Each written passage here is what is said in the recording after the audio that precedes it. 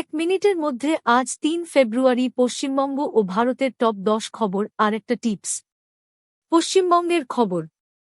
নির্বাচন কমিশনের সঙ্গে বৈঠকের পর মুখ্যমন্ত্রী মমতা বন্দ্যোপাধ্যায় বলেন, আমাদের অপমান ও হেনস্থা করা হয়েছে। কয়লা খনন ও পরিবহন মামলায় ইডির তল্লাশি অভিযান চলছে রাজ্যের বিভিন্ন জায়গায়। কলকাতা ও আশপাশের এলাকায় সমীক্ষায় দেখা গেছে ১৭ থেকে ২৪ বছর বয়সী অধিকাংশ ছাত্রছাত্রী মাঝে মধ্যে মাত্র বই পড়ে। দিল্লি পুলিশের দ্বারা হয়রানির অভিযোগ তুলেছেন মুখ্যমন্ত্রী মমতা বন্দ্যোপাধ্যায়। আইপ্যাক মামলায় সুপ্রিম কোর্টে ইডির আবেদন কতটা গ্রহণযোগ্য তা নিয়ে প্রশ্ন তুলেছে পশ্চিমবঙ্গ সরকার। ভারতের খবর।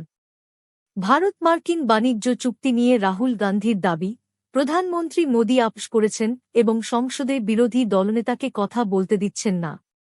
লোকসভায় কংগ্রেসের ৮ জন সাংসদকে বাজেট অধিবেশনের বাকি সময়ের জন্য সাসপেন্ড করা হয়েছে। রাহুল গান্ধীর আক্রমণের জবাবে বিজেপির প্রশ্ন, কংগ্রেস কি ভারতের স্বার্থে আছে না বিপক্ষে? ভারত মার্কিন বাণিজ্য চুক্তিকে স্বাগত জানিয়েছে শিল্পমহল।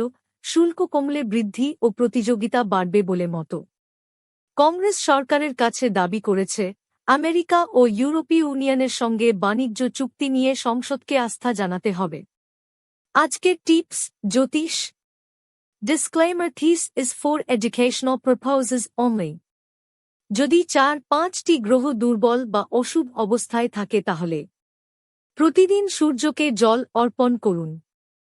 হনুমান চালিসা বা নবগ্রহ স্তোত্র পাঠ করুন। মঙ্গলবার ও শনিবার দান পুণ্য করুন। গুরুবারে হলুদ রঙের খাবার বা বস্ত্র দান শুভ। আপনি প্রতিদিন রবিবার ছাড়া রাত ৭ থেকে ৮ পর্যন্ত এই খবরটি পাবেন।